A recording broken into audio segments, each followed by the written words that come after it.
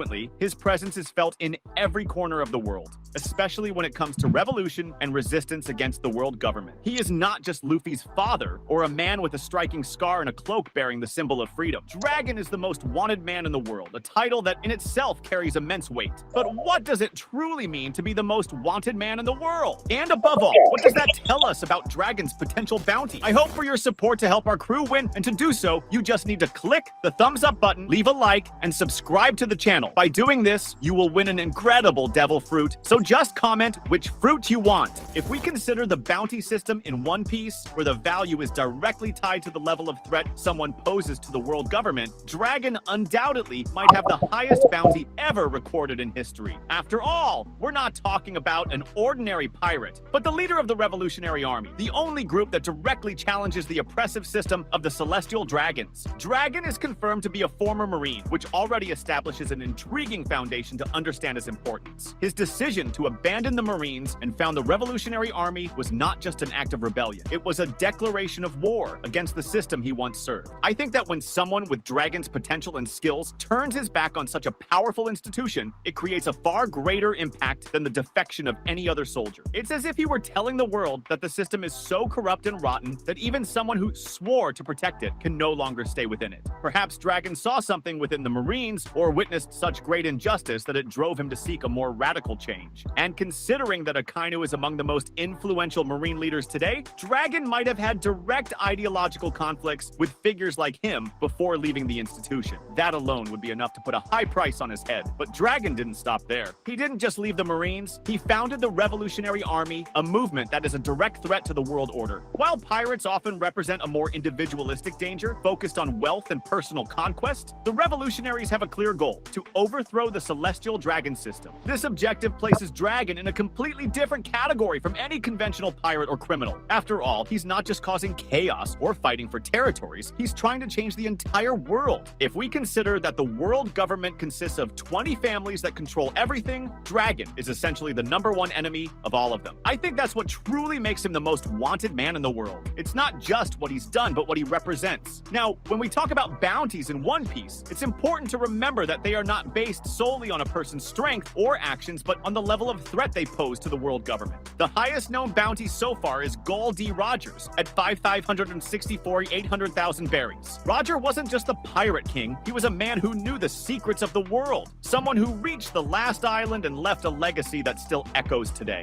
In second place, we have Edward Newgate, Whitebeard, with 5,046,000 berries. A man known for his unmatched strength and his ability to directly challenge the world government. If Dragon truly has a bounty higher than theirs, it would mean that he represents an even greater threat. And considering what we know about him, that makes a lot of sense. During the Dressrosa arc in chapter 794, Sabo mentions that Dragon was recruiting members for the Revolutionary Army, and we see how the army has become a global organization. It's not just a small or isolated group, it's a network operating in various parts of the world, undermining the world government's control from within. Additionally, Dragon has powerful allies like Ivankov and Kuma, figures who have already demonstrated how formidable they can be. I think the level of organization and influence of the revolutionaries is one of the reasons Dragon is so wanted. He is not just a charismatic leader, he is someone with the ability to mobilize people and resources efficiently. And for the world government, that is terrifying. Another point we can't ignore is the fact that Dragon was mentioned as the most wanted man in the world long before we learned about bounties like those of Kaido and Big Mom. In the Zoo arc, when we learn about the astronomical bounties of the Yonkou, Dragon was already established as a figure surpassing all of them in terms of danger. This makes me think that Dragon's bounty might be at a level we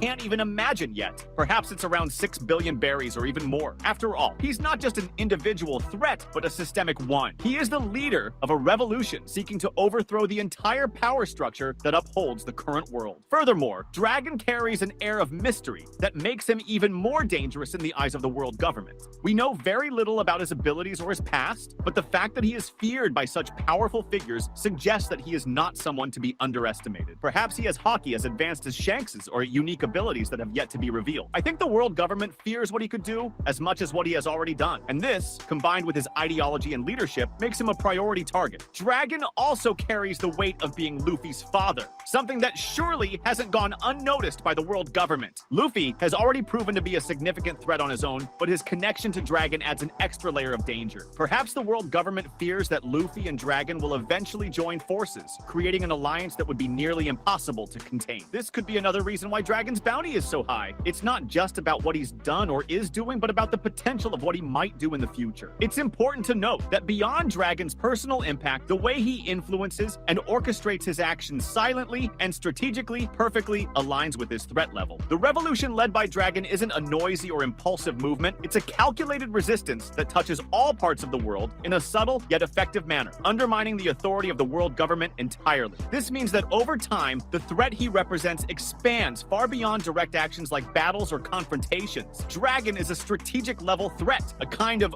ghost, hovering over the heads of the rulers without ever needing to truly expose himself to the risk of direct confrontation. This kind of invisible yet palpable threat is probably what makes Dragon so terrifying in the eyes of the world government. When you don't know exactly what your enemy is planning, but you know that he has the capability to destabilize the entire power structure of the system, it creates a level of paranoia that is hard to measure. Imagine the difficulty the world government faces in dealing with a global organization of rebels led by such an enigmatic figure, with such a deep and well-structured base spread across entire continents. Instead of a single army or an isolated pirate force, Dragon represents a revolutionary movement that penetrates the foundations of power while managing to remain hidden and difficult to reach. Looking at Dragon's direct impact on the world government, another point to consider is his relationship with the revolutionary cell on Baltigo Island, his former base. The fact that the world government was able to destroy Baltigo, the central operations base of the revolutionaries, demonstrates how powerful their enemies are. But at the same time, it reinforces Dragon's resilience. He is apparently not someone easily intimidated by losses. His ability to reorganize and continue fighting for freedom and justice further solidifies his character as an unwavering leader.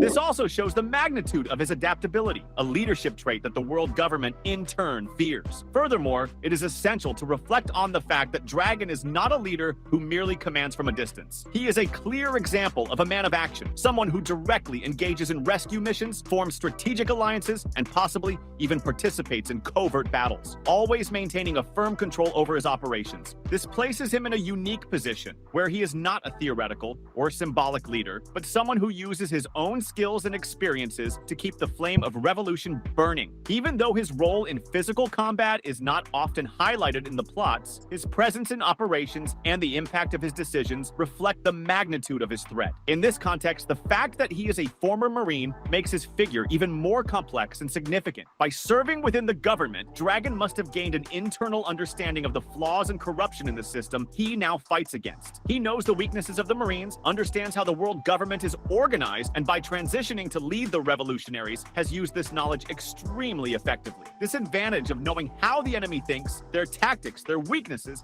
and the inner workings of power makes Dragon even more dangerous. Considering all of this, we can conclude that the title of Most Wanted Man in the World goes far beyond a mere financial bounty. Dragon is not only dangerous because he is a former Marine who turned against the system, or because he leads a resistance network spread across the world. His true threat lies in the fact that he represents a collective force for change, a threat to the stability of the world that the world government has built over centuries. This makes him a far more formidable enemy than any individual pirate or criminal, because his impact is not something that can be easily contained. He is not just the most wanted man. He is perhaps the greatest threat to the current status quo. That was today's content. We hope you liked it and want to share your opinion on the subject. Don't forget to share the video, give it a thumbs up, and I'll see you in the next video. Take care and stay amazing.